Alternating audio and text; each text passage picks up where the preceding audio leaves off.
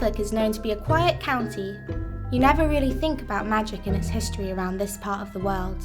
However, it's no secret that witches have been around for centuries, tortured and punished for their beliefs. But what is a witch? There are lots of traditions like Halloween and online trends on social media platforms such as TikTok, which creates an image around the word witch. But how many people know what a witch really is?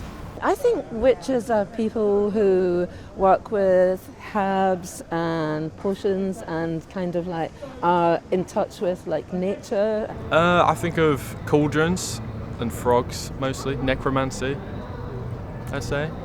That's about it. I think there's a lot of witches that are connected to the planet and know a lot about the earth.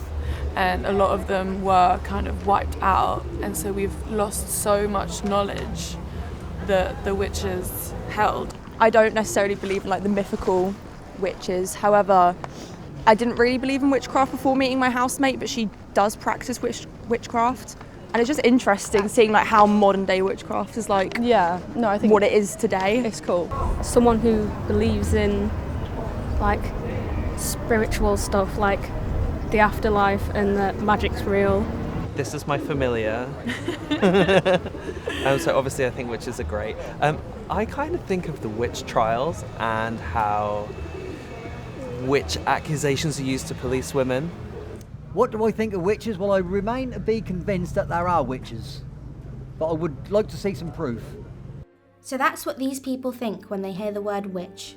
There seems to be a mix of knowledge surrounding this subject in the area. The common themes I've heard here are all to do with women and nature, but I think there's so much more to discover. I'm Elisa, and I'm taking you with me to find out more about witches in Norfolk. So I'm here in Norwich at Inanna's Magical Gifts to speak to Naomi, a well-respected witch in the local community.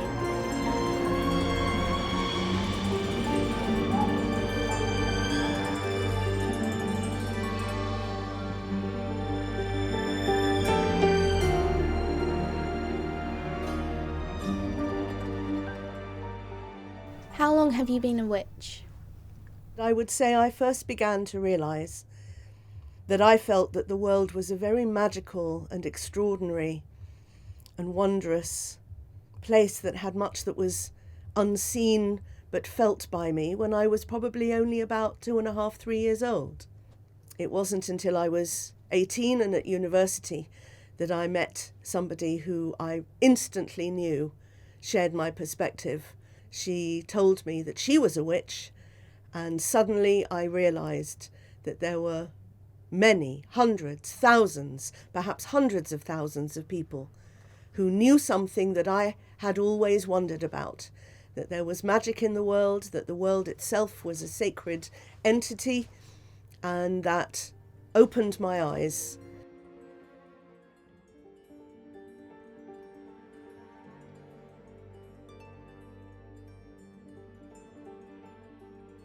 Would you say the witch population in Norfolk is growing or decreasing?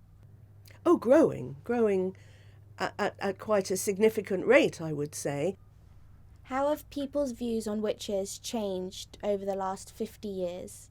I would say in the late 80s, there was still quite a hidebound attitude in many ways, particularly worsened by the worst kind of tabloid newspaper reporting, which loved to focus on invented, salacious and outrageous fiction. Many people felt that they would not publicly declare their allegiance or following that path because you could lose your job. You could be hounded and persecuted by social services who might come at 3 a.m. and take your children away because some loon down the road declared that you were waltzing about your garden in the Nud, sacrificing who knows what to who knows whom. The atmosphere was prejudiced and condemnatory and deeply uncomfortable in many ways.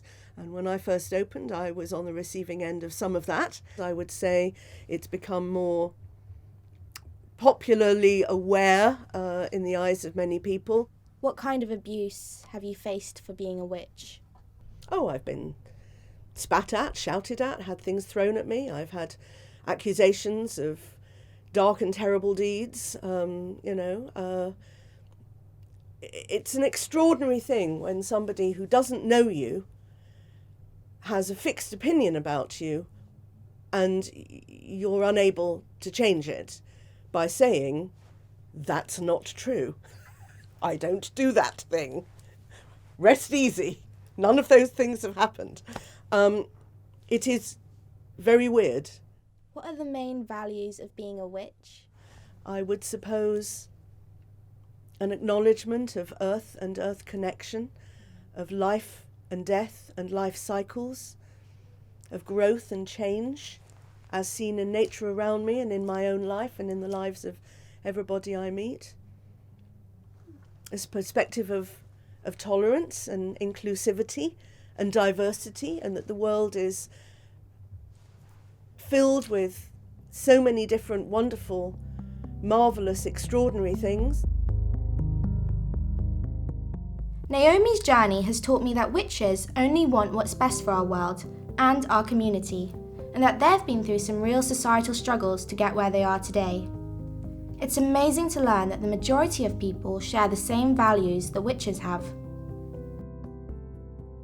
I'm going to continue my journey and speak to some more local witches to learn more about what it means to be a witch and their experiences. So I'm here at the forum where the Norwich pagan community meet up once a month for a coffee. I'd like to speak to some of the members to find out if their experiences resonate with what I learnt from Naomi. I can't bring the camera inside, but I'll let you know how it goes.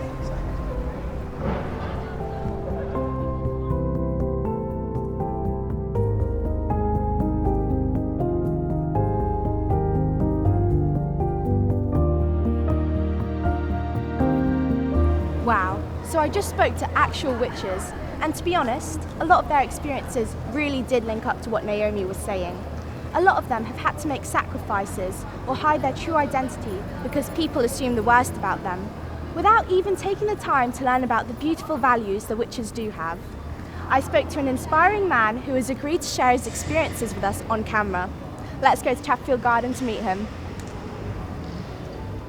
I was surprised to see that the majority of the members who attended the pagan moot were men. I'd always associated witchcraft with women due to the media and history. I want to find out if this male witch experiences any abuse for his title. What do you think the main values are of being a witch? Openness, the finding out of something that's within you that can become part of who you are. It gives you a path to follow. It also has a huge respect for the land, the environment, spirituality, and other beliefs. Would you say you've ever faced abuse in society? Yes, I've been jostled, I've been spat on, I've been verbally abused over a period. Last time was last November in 2023. Goodness. When I had a few hours of some Christians condemning my soul to the deepest pit of Dante's Inferno for about 8 hours. It's astonishing to me that people can be so cruel to someone whose one wish is to protect us and the earth we live on. I want to speak to another male witch who is one of the organisers for the Norwich pagan moot, so I can learn more about the values witches possess and why organising these events is so important to the community. Yes, how are you? I'm very good, thank you. How has organising events for local pagans improved the community? It brings people together. It shows people that there are other people out there like you, or at least similar to you. You might be drawn to a witchcraft path, for instance, but you can meet someone who's a druid, or a heathen, following the northern traditions, or a ceremonial magician might turn up, and you find there are other things, and that allows a sort of a broadening of the community. Do you ever face abuse from society? Not so much these days. It does vary, of course, where you are in the world, and there was a time when there was a lot of abuse, and there was allegedly a satanic craze in that people were going around doing satanic rites and desecrating churches and so on. And of course pagans got labelled. Pagans and witches got labelled as Satanists. We're not Satanists. In more recent years, things have got a lot more open, so that abuse is less frequent and interest is more common. What is one thing you'd say to someone who may be ignorant towards witches and assume the worst? At the end of the day, we can only resolve things successfully if we talk. So talk to me. It's been quite overwhelming speaking to witches who are much older than I am. They hold so much knowledge, and hearing about these different paths of witchcraft is so complex. I found myself speechless during these interviews. This all has me wondering how relationships in everyday life are impacted by these witches' practices. I also want to know how the uprise in witchy social media trends is viewed by those who have been practicing their whole lives. I'm going to speak to a witch my age to see if I can really dig deeper into my journey and find the answers that I seek. How long have you been a witch? I've actually maybe unintentionally been a witch probably my entire life. I grew up in a family where my mum's a witch, very much in the same vein as me. She's kind of a green witch, hedge witch, and a long line of strong witches. Oh, beautiful. And what are some of the things that you do in your daily life? Having knowledge around like foraging and collecting herbs, and then making myself tea and like kind of herbalism and stuff like that, especially as a woman. Things like yarrow and ginger and raspberry leaf can be really massive, helping ease things like menstrual cramps. Spending time with animals, spending time in nature, and collecting things like bones, which often I find are like really beautiful things. And if anyone was interested in getting into witchcraft, what do you think would be a good entrance, a good opener to it? I think definitely just, I can't say it enough, but like do your research. I'd also really recommend this book, which is actually by a fellow Norfolk witch called Harmony Nice. It's called Wicca, and it's just a really, really beautiful basic introduction to the kind of symbolism between festivals and equinoxes, and the symbolism of different crystals and plants within that. I think there's beautiful things to get into. Because your witchcraft is so nature-based, I feel like a lot more people should be aware of it, because at the end of the day, we are destroying the world. Yeah, absolutely. And we need to fight for it, and that's something I really respect from witches and people like yourself that actually are taking action towards it, to do something to help it. Yeah, but, absolutely. Yeah, I really love that.